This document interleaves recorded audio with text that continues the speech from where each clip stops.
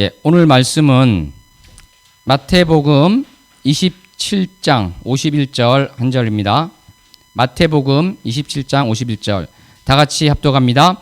이에 성소 휘장이 위로부터 아래까지 찢어져 둘이 되고 땅이 진동하며가 터지고. 아멘.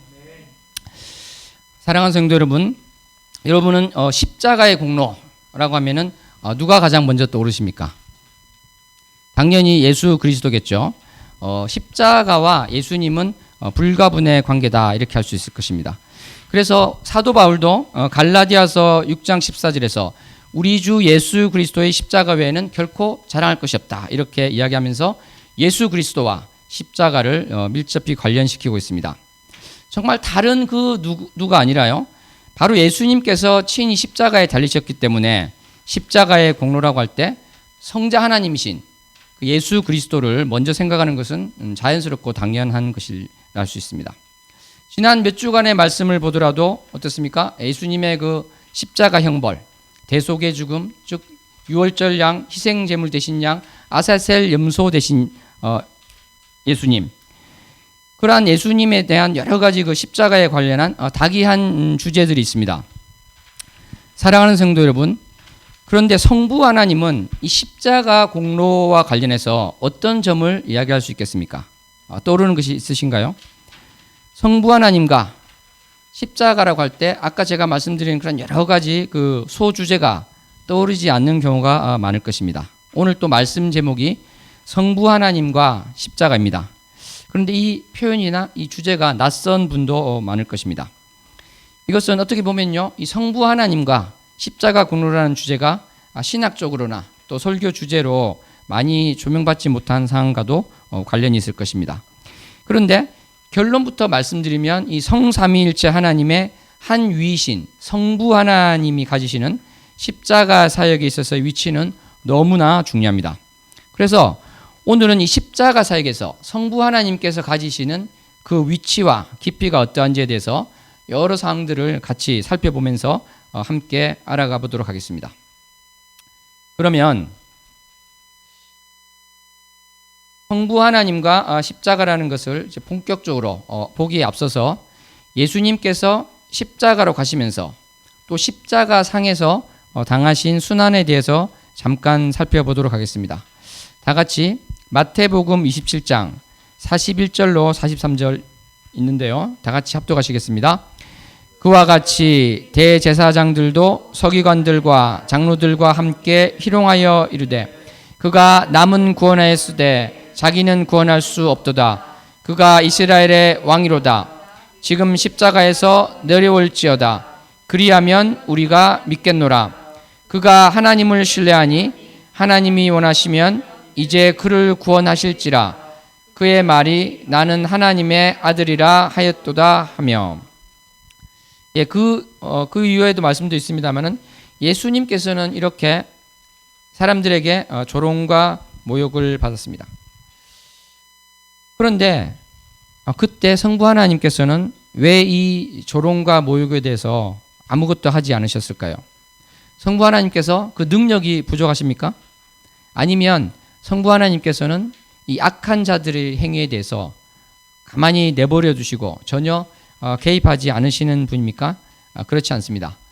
민수기 16장을 보시면요, 고라와 다단, 아비람과 온이 이제 당을 지어서 모세와 아론에게 대적한 이야기가 나옵니다. 이들은 왜 모세와 아론 너희들만 특별한 지위에 있냐, 이렇게 따지고 드는 것입니다. 자신들이 섬기는 일은 가볍게 여기고 제사장 직분을 구하는 그러한 정말 오만하고 악한 행위였습니다. 이에 대해서 하나님께서는 어떻게 하셨습니까? 직접 한번 보도록 하겠습니다. 민수기 16장 31절로 33절 합독합니다.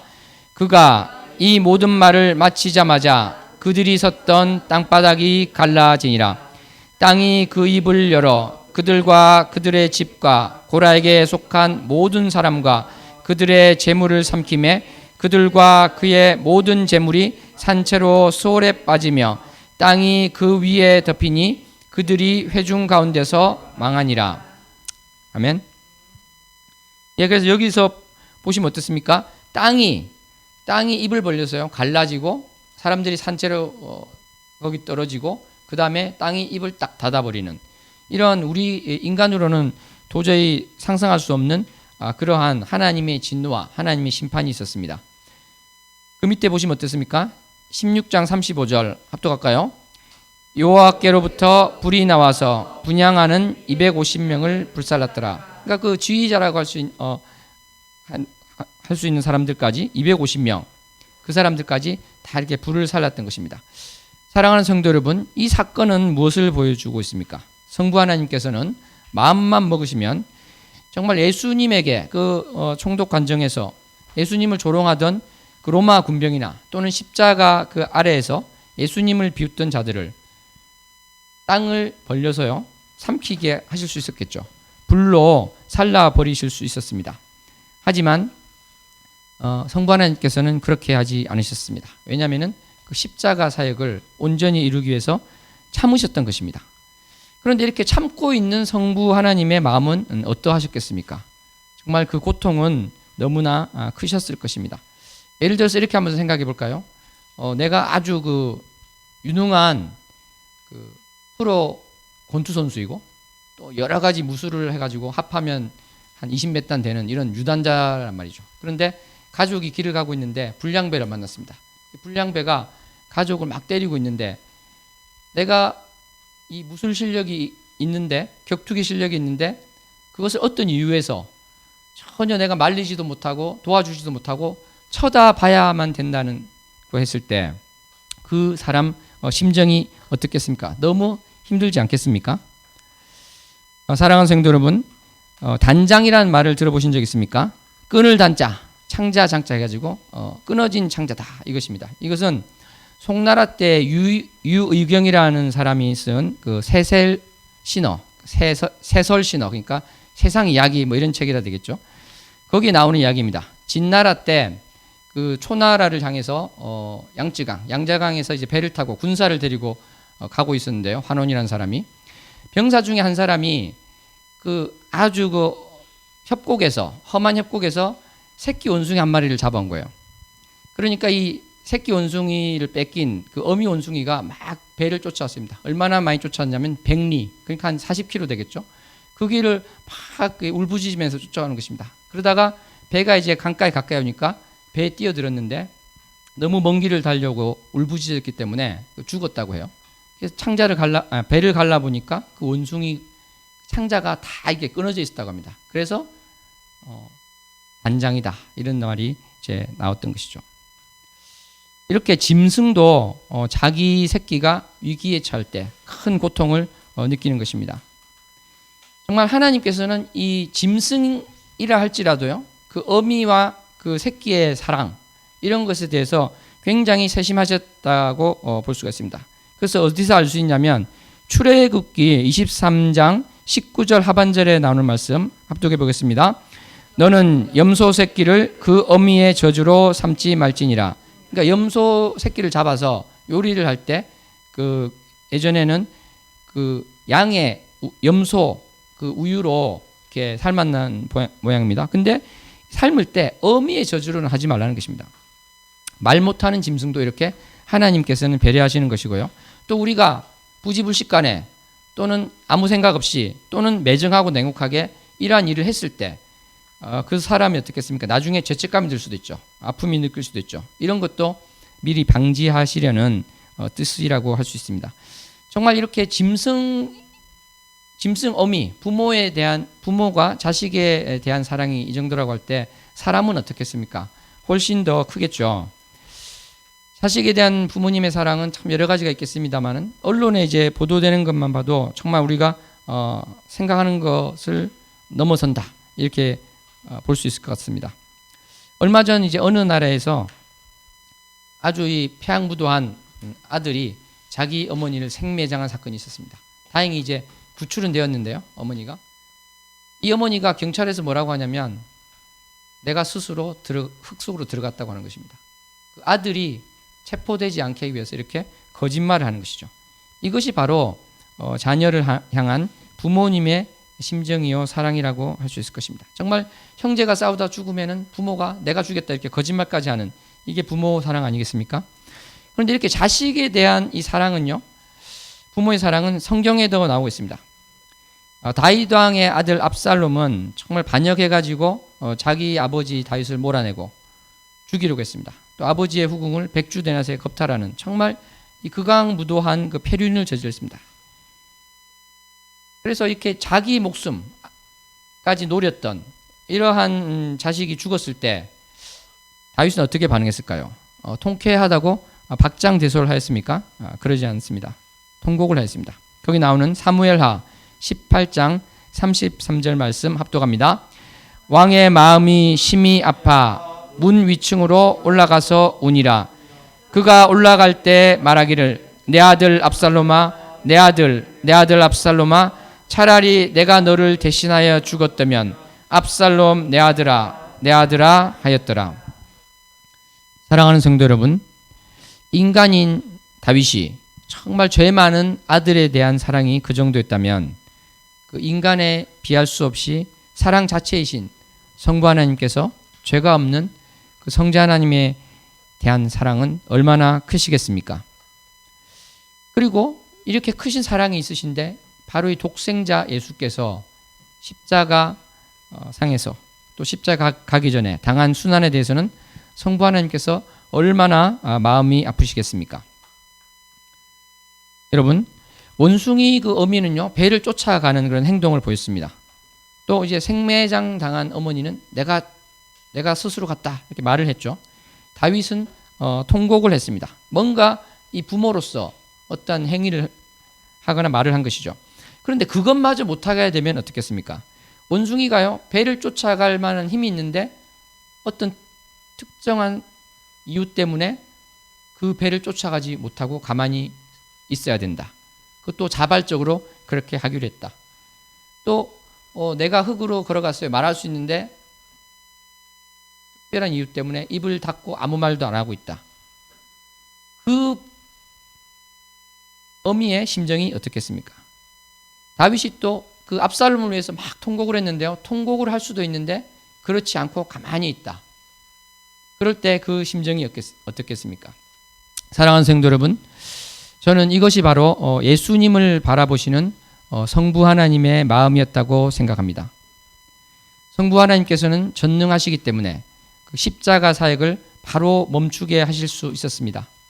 그리고 너무나 또 전능하시기 때문에 정말 십자가 아래에 있던 그 사람들을 다 멸하실 수도 있었습니다. 아니, 모든 인류를 멸하고요, 노아 홍수 때처럼 새로 시작하실 수도 있었습니다. 그렇지만 예수님께서 저와 여러분들의 죄를 지고 십자가상에서 죽으시도록 그것을 바라보고만 계셨다는 것입니다. 이것이 얼마나 성부 하나님께는 큰 고통이 되시겠습니까? 왜 그러셨을까요? 이것은 명명하자면 공의롭고 온전한 죗값을 치르기 위해서 그런 것입니다. 한번 따라해봤으면 좋겠습니다. 공의롭고 온전한 죗값을 치르기 위해서. 공의롭고 온전한 죗값을 치르기 위해서. 예수님께서는 참 하나님이시고 참 인간이시지 않습니까? 참 하나님이라는 그것을 본다면요, 하나님께서 정말 능력을 발휘하셔서 고난당하실 때 아무런 정신적, 육체적, 또 영적으로 고통을 느끼지 않으실 수 있었습니다. 그렇지만 그것을 다 내려놓으시고 정말 우리와 똑같은 인간이 받는 똑같은 정신적, 육체적 고통을 받으셨습니다. 제가 그 십자가의 은혜 시리즈 설교 두 번째에서 말씀드린 것처럼 그렇게 해야만 우리가 받을 그 죄값에 대한 온전하게 대속하는 것이 되기 때문에 그런 것입니다.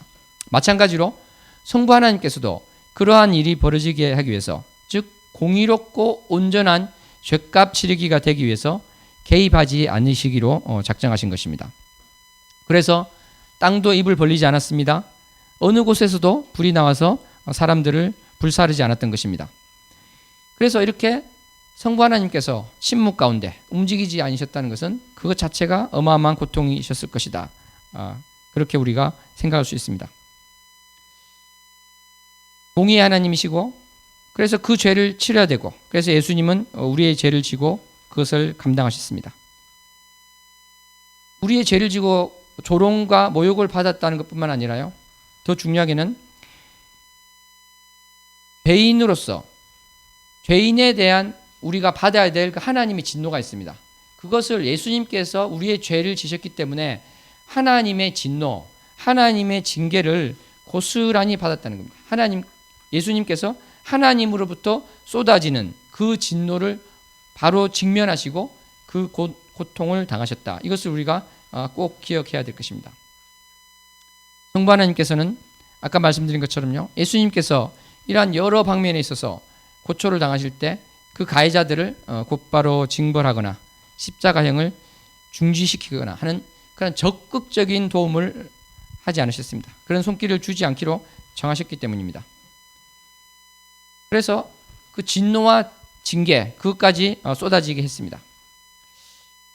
그런데 성부 하나님께서 예수님에 대한 그 가슴 아파하시는 그 부분들이요, 행간에서 조금씩 확인할 수 있습니다. 지금부터 살펴볼 성경 구절들은 1차적이고 본질적인 의미가 있습니다. 그렇지만 거기를 자세히 들여다보면요, 그 속에서 그 독생자 예수님을 향한 하나님 아버지 성부 하나님의 그 염려와 사랑과 배려가 부차적인 것 같지만 보이고요, 숨겨져 있는 것 같은데 끄집어내서 어느 정도 볼 수 있습니다. 정말 그 수면 그림처럼 그것이 다가와서 우리에게 오는 것을 함께 나누어 보고자 합니다. 제가 어느 날부터인가 이것을 보았던 것입니다. 먼저 예수님의 십자가를 져준 구레네 시몬의 등장을 보겠습니다. 구레네 시몬은 그냥 우연히 길을 가다가 또 우연히 로마 병사의 요구에 의해서 십자가를 져준 것이다. 이것이 이제 표준적인 해석 아니겠습니까? 그런데 거기에는 하나님의 손길이 보이는 것입니다. 하나님께서 정말 이 예수 그리스도의 그 힘든 것을 보시고 구레네 시몬을 준비시켰다는 말씀인 것입니다. 예수님께서 십자가에 달리셨을 때 마타의 마가에 의하면 평범한 한 사람이고요, 누가복음에 의하면 또 군인들이 예수님께 신포도주를 갖다 주었습니다. 신포도주는요, 일종의 마취 효과도 나고 원기를 북돋우는 그런 각성 효과도 있습니다. 하지만 이제 대부분의 성경 주석가들은 신포도주를 건넨 사람들이 예수님을 귀히 여겨서 그런 것은 아니다. 왜 그러냐면은 거기 보시면 누가복음 23장 36절에 보면 어떻게 있습니까? 군인들이 희롱하면서 신포도주를 준 것이죠. 눈물을 흘리면서 준 것이 아닙니다. 예수님을 가엾게 여겨서 그렇게 한 것도 아닙니다. 사람들은 또 어떻습니까? 엘리야가 와서 내려주나 보자, 이렇게 하면서 신포도주를 건네주는 것입니다. 그러니까 이것은 계속 살아서 고통을 당해라든지 또는 진짜 엘리야가 오는지 보자, 궁금증, 호기심 때문에 한 것이지 전혀 그 예수님을 귀하게 여겼다거나 예수님을 도와주려고 했다, 이렇게 볼 수가 없는 것이죠. 사랑하는 성도 여러분, 하지만 거기서도 성부 하나님의 숨은 손길이 보이지 않습니까? 군인들이 무슨 생각을 했든지, 사람들이 무슨 꿍꿍이 속을 가졌든지 성부 하나님께서는 그 신포도가 예수님의 입에 적셔지게 하셨던 것입니다. 정말 성부 하나님께서는요, 아까 말씀드린 공의롭고 온전한 죄값 치르기가 훼손되지 않는 범위에서 일을 하셨다는 것입니다. 이것을 어떻게 보면 모순되어 보입니다. 왜냐하면 인간의 죄를 지고 가는 그 예수님에게 가장 가혹한 형벌이 내려지고 이렇게 되는데 왜 그렇게 조금이라도 하나님 아버지가 도와주시는가? 그 이율배반 아니냐? 모순적인 것 아니냐? 이렇게 이야기가 나올 수 있을 것입니다. 그런데요, 사실은 이것이 바로 우리 부모님이 매일매일 경험하시는 마음입니다. 바로 자녀가 벌받을 때 느끼는 부모의 마음입니다. 아들이나 딸이 잘못하면 이제 벌을 쓰게 하죠. 손을 들고 벌을 쓰게 합니다. 너무 잘못을 해가지고 30분 또는 1시간 손 들고 있어, 이렇게 할 때가 있죠. 그런데 이 자녀가 30분 손 들고 있으라 했을 때 1분도 요령을 부리지 않고 손을 꼿꼿이 들고 있으면 부모님 마음이 어떻습니까? 통쾌하지가 않죠. 너무 답답한 것입니다. 저 미련한 녀석, 좀 벽에 팔도 기대고 안 볼 때 손도 내리지, 왜 저러나. 이게 바로 부모님의 마음인 것입니다. 정말 이율배반적으로 보이고 또 그 벌은 줘야 되지만 정말 내 자녀가 그래도 힘들지 않았으면, 이것이 바로 부모님의 마음인 것입니다. 추운 겨울에 아이를 벌을 주기 위해서 손 들고 밖에 나가서 있어, 그렇게 했다고 칩시다. 날은 너무나 추운데요, 이 아이가 그늘에 서 있는 것입니다. 그러면 부모님은 뭐라고 소리칩니까? 그늘에 있지 말고 저기 햇볕에 가서 서 있어, 이렇게 소리를 칩니다. 소리는 치는데 그 마음은 무엇입니까? 좀 따뜻한 데 가서 편하게 있어라. 이것이 바로 부모님의 마음인 것입니다. 마치 이것처럼요, 십자가의 근본적인 순환은 그대로 두시지만 작은 것을 배려하고 신경 쓰시는 성부 하나님의 모습에서 저는 정말 하나님께서 정말 힘드셨구나 하는 것을 느낍니다. 아이에게 어떻게 보면 힘든 벌을 서게 하고 돌아앉아 우는 부모님의 눈물을 보는 것입니다. 죄로 찌든 인간이 자식에 대한 사랑이 그 정도라면 정말 성부 하나님의 예수님에 대한 사랑은 얼마나 크시겠습니까? 사랑하는 성도 여러분, 더 놀라운 것은요, 그렇게 독생자 예수 그리스도를 사랑하셨던 성부 하나님께서 바로 나와 우리를 어떤 점에서는 더 사랑하셔서 그 독생자를 이 땅에 보내셨다는 것입니다.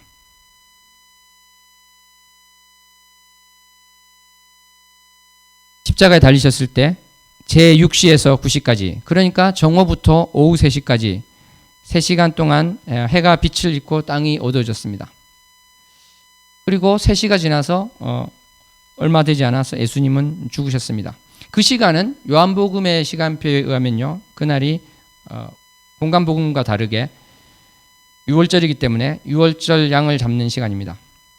영화로 찍는다면요, 두 장면이 교차하면서 크로스 커팅되는 그러한 게 되겠죠. 이쪽에서는 6월절 양을 잡는 장면이 나오고 예수님은 6월절 양이 되셔서 죽어가시는 것입니다. 그런데 이렇게 예수님이 죽기 전 3시간 동안 있었던 그 어둠은 무엇인가? 표준적이고 전통적인 해석은 무엇이겠습니까? 바로 우리의 그 죄를 지시고 아까 말씀드린 그 하나님, 성부 하나님으로부터의 우리에게 쏟아질 그 징계, 그것을 받는 것을 보여주고 있는 것입니다. 이 어둠이라는 것은 바로 예수님께서 우리 죄를 지고 온전히 죄값을 치르셨다. 이것이 바로 그 진노, 성부 하나님의 진노와 징계에 노출되셨고, 그래서 그것을 맞닥뜨리고 그렇게 해서 어두워지고 깜깜해졌다. 이것이 바로 1차적이고 본질적인 것이 되겠죠. 그런데 여기서도 우리는 하나님 아버지의 독생자 예수님을 향한 배려와 사랑을 볼 수 있습니다. 사랑하는 성도 여러분, 이 4월 중순경 이스라엘 한낮의 햇볕은 아주 강하고 견디기가 힘듭니다. 더군다나 십자가상에서 이런 햇볕을 받고 있을 때 너무나 괴로울 수 있습니다. 저는 정말 어두워지는 것이 성부 하나님께서 구름으로 햇볕을 가려주셨다, 그런 생각이 어느 날 들었습니다. 그래서 정말 운 적이 있었습니다. 하나님께서는 또 유월절 양을 처음 먹을 때 백성들에게 이제 뼈를 꺾지 말라 이렇게 했습니다. 유월절을 매년 기념하여 지킬 때도 뼈를 하나도 꺾지 말라고 민수기 9장 12절에 있죠. 한번 합독해 보겠습니다. 민수기 9장 12절 합독합니다. 아침까지 그것을 조금도 남겨주지 말며 그 뼈를 하나도 꺾지 말아서 유월절 모든 율례대로 지킬 것이니라. 그러니까 이스라엘 백성들은 매년 이 유월절 양을 먹는데 뼈를 꺾지 않는 것입니다. 그리고 이 말씀은요, 요한복음 19장 36절에서 확인되는 것처럼 예수님의 다리뼈가 꺾이지 않는 것을 상징하고 있고 성경을 통해서 응한 것이 확인되고 있습니다. 사랑하는 성도 여러분, 성부 하나님께서는 예수님의 그 손바닥에 구멍이 나 있고 옆구리에 창이 찔린 그 모습까지는 허락하셨지만 다리가 부러지는 것까지는 허락하지 않으신 것입니다. 그것을 아파하는 마음이 있으신 것이고 어떻게 보면 이것을 미리 아시고 유월절 양을 이야기하실 때부터 하셨다. 이렇게도 또 볼 수 있을 것입니다. 십자가 은혜 시리즈 설교 세 번째요. 저주의 십자가 형별에 대해서 말씀을 나눴습니다. 신명기에 나오는 나무에 달린 자는 저주를 받았다. 그 말씀 있지 않습니까? 그런데 이 말씀을 보면요. 또 시체를 나무 위에 밤새도록 두지 말라 한 말씀이 나옵니다. 앞부분만 한번 보겠습니다. 신명기 21장 23절 상반절까지 보겠습니다. 그 시체를 나무 위에 밤새도록 두지 말고 그날에 장수하여 내 하나님 여호와께서 내게 기업으로 주시는 땅을 더럽히지 말라. 예, 여기까지 보겠습니다. 밤새 두지 말라고 했습니다. 그러니까 여기 설명되어 있는 것처럼 땅을 더럽히어서는 안 되는 것이고요. 그 에스겔 20장 20절에 나온 것처럼 안식일을 거룩하게 지키기 위해서 당연히 또 그렇게 된다 이렇게 볼 수가 있는 것이죠. 그런데 저는 여기서도 하나님의 예수님을 향한 손길과 배려가 있다는 것을 보게 됩니다. 신명기에 이 말씀이 기록된 때는 예수님께서 십자가에 달리시기 1500년 전 일이죠. 그런데 이 신명기에서 하나님께서 감동 주셔서 기록하게 할 때 하나님께서는 십자가 사건을 미리 알고 계셨습니다. 근데 십자가상에서 예수님께서 정말 달리셨을 때 밤에 어떻게 되겠습니까? 그 새들이 눈을 파먹고요. 그 짐승들이 그 육체를 뜯어먹고 이런 일이 되겠죠.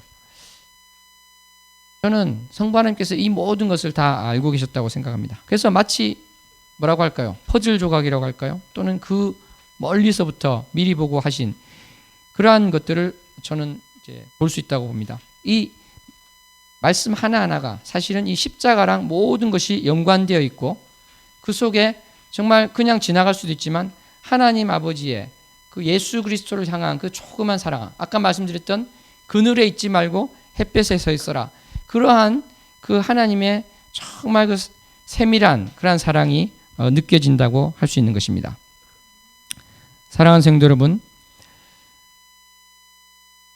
마가복음 15장 38절 합독합니다. 이에 성소휘장이 위로부터 아래까지 찢어져 둘이 되니라. 아멘. 예, 성소휘장이 찢어졌습니다.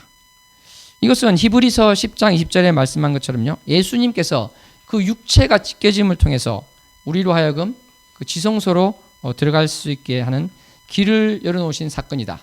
구원사에 있어서 획기적인 이런 사건이다. 이것은 표준적인 그러한 해석입니다. 올바른 신학적인 해석이고 구원사적인 원리가 있는 것입니다. 그런데 그 이면에는 무엇이 있습니까? 바로 성부 하나님의 그 찢어지는 마음이 이렇게 표출되고 있다. 볼 수 있겠습니다. 성막이 찢어지는 것은요. 휘장이 찢어지는 것은 바로 성부 하나님의 그 찢어지는 마음을 나타내는 것이라고 우리가 또 볼 수 있을 것 같습니다. 오늘 본문 말씀 어떻습니까? 본문 말씀 마태복음 27장 51절 다시 한번 합독합니다. 이에 성소휘장이 위로부터 아래까지 찢어져 둘이 되고 땅이 진동하며 바위가 터지고 땅이 흔들리고 바위가 터지고 있습니다. 이것은 정말 하나님 아버지의 아프신 마음 또는 그 진노하신 마음이 나타나고 있다고 볼 수 있을 것 같습니다. 이 진노라는 것은 아까 십자가상에서 예수 그리스도를 향해서 나타내는 그러한 진노가 아닌 것입니다. 이 진노라는 것은 무엇인가 하면 이 독생자가 정말 이 고통 속에서 죽어간 그 사실에 대한 진노, 정말 이러한 배경을 형성하고 있는 이 인류의 죄악, 우리 사람들의 이 죄악, 그리고 이것을 배후에서 속이고 부추기고 했던, 유혹하였던 사탄, 이 모든 것에 대한 진노다, 이렇게 볼 수 있을 것입니다. 사랑하는 성도 여러분, 다음 주일은 대림절이 시작되는 대림절 첫째 주일입니다.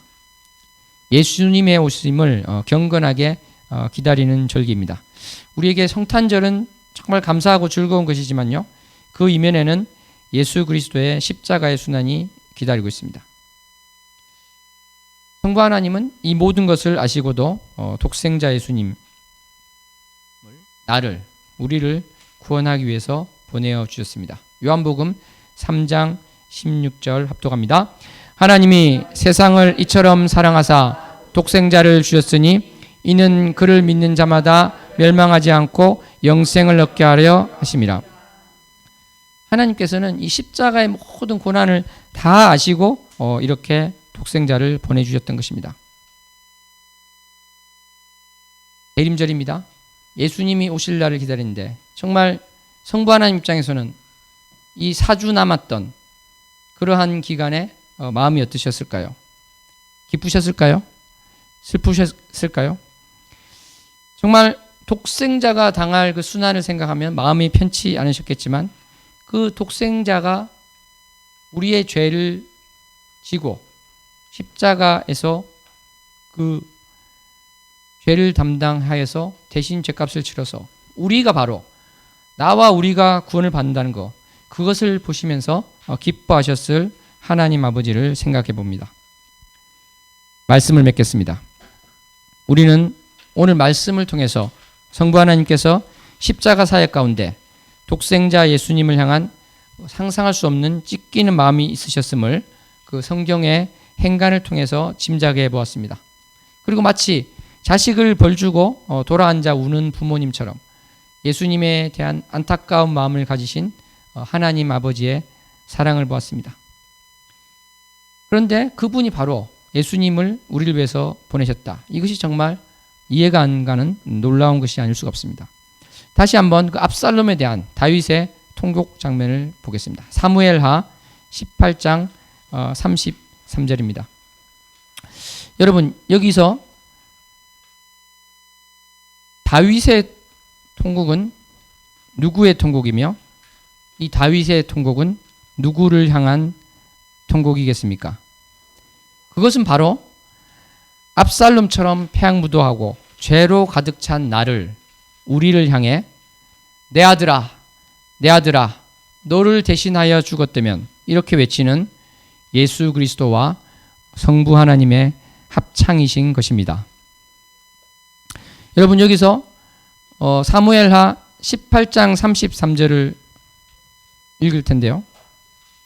압살롬 대신에 자기 이름을 넣어서 한번 크게 합독해 보겠습니다. 시작.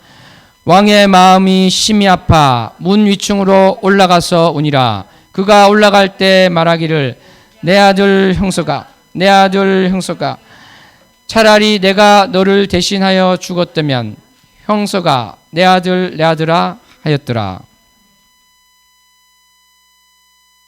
우리는 정말 성부 하나님께서 우리를 너무 사랑하셔서 독생자가 당하시는 그 험한 순환을 말없이 지켜보시고 감내하신 그 사랑을 보았습니다. 그런데 우리가 살펴본 이러한 것들도 그 무한한 하나님의 사랑은 정말 그 펼린 조그만 조각도 되지 않을 것입니다. 그래서 우리 크리스찬의 삶은 정말 이 이해할 수 없을 정도로 크신 하나님의 사랑과 은혜를 하나씩 깨닫고 알아가는 과정이라고도 할 수 있을 것입니다. 하나님의 아버지의 그 무한하신 크신 사랑 가운데 내가 서 있다는 이 귀하고 귀한 사실을 잠시도 잊지 않는 저와 우리 모두 되기를 소원합니다. 그리하여서 사망이나 생명이나 천사나 권세자가 끊을 수 없는 그리스도 예수 안에 있는 하나님의 사랑으로 감격하고 감사하며 승리하는 우리 모두가 되기를 소원합니다. 기도하시겠습니다. 하나님 아버지 감사합니다. 오늘 말씀 가운데 성부 하나님의 그 크신 사랑을 우리가 조금이나마 보았습니다.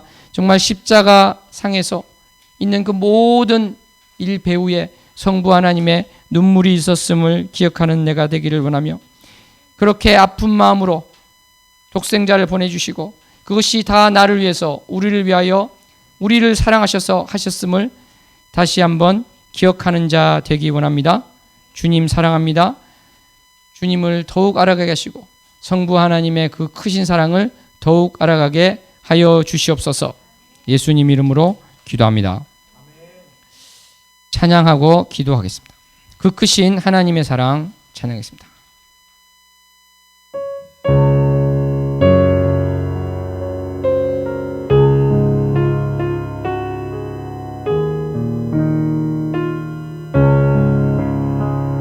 크신 하나님의 사랑 말로 다 형용 못하네.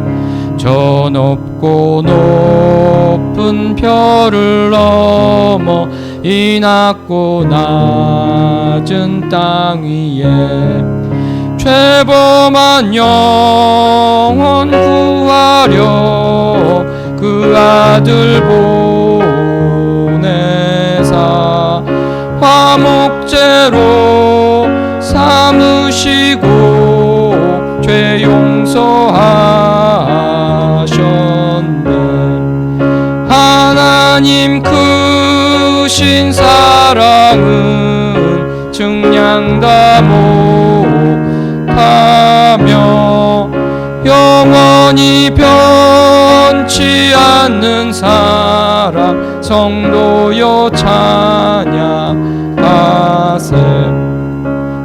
노은 시절 지나가고 땅 위에 영화 쇠할 때 주 믿지 않던 영혼들은 큰 소리 외쳐 울어도 주 믿는 성도들에게 큰 사랑 베푸사 우리의 죄 사했으니 그 은혜 잊을까. 하나님 크신 사랑은 증량다 못하며 영원히 변치 않는 사랑 성도여 찬양하세. 하늘을 두루마리 삼고 바다를 보물 삼아도 한없는 하나님의 사랑 다 기록할 수 없겠네. 하나님의 크신 사랑 그 어찌 닿았을까. 저 하늘로 비싸도 채우지 못하리. 아멘. 오늘 말씀 생각하시면서 주여 세 번 부르고 기도하시겠습니다. 주여 주여 주여. 하나님 아버지 주님의 그 크신 사랑을 내가 어찌 다 알 수 있습니까? 하나님 아버지의 그 크신 사랑을 아는 자 되기 원합니다. 아버지 그 크신 사랑에 조금이라도 그 부분이라도 아는 자가 되게 해주셔서 주님 예수 그리스도의 그 은혜와 사랑과 또 성부 하나님의 그 크신 사랑을 내가 바로 알아서 십자가의 이 은혜가 얼마나 귀한 것이며 십자가의 그 사랑이 얼마나 크신 사랑인지 깨닫게 하여 주시옵소서. 이 모든 고난을 하시고도 독생자를 보내주셨던 하나님 아버지의 그 크신 사랑에 내가 꿇어엎드립니다. 주님 내가 눈물을 흘리며 주 앞에 나아가오니 주님 내가 그 사랑으로 충만하여져서 사는 자 되게 도와주시옵소서. 아버지 미련한 자를 경성케 하여 주시고 지혜를 주시며 아버지 나의 영을 열어서 주님의 마음을 알게 하여 주시옵소서. 나의 영 가운데 주님의 사랑을 보여주시며 주님의 마음을 보여주시옵소서. 아버지의 마음을 주시옵소서. 주님 아버지의 사랑을 주시옵소서. 아버지의 그 뜻을 알게 하여 주시고 주님께서 힘들어하셨던 그 고통을 또 아는 자 되게 하여 주셔서 아버지 내가 이 땅 가운데 무엇을 붙들고 살 것인가, 무엇으로 살 것인가, 진짜 내가 그것을 붙들고 나갑니다. 고백하며 나가게 도와주시옵소서. 주님 사랑합니다. 우리의 삶의 순간순간을 인도하시는 주님 찬양합니다. 우리를 인도해 주시고 이끌어 주시옵소서. 아버지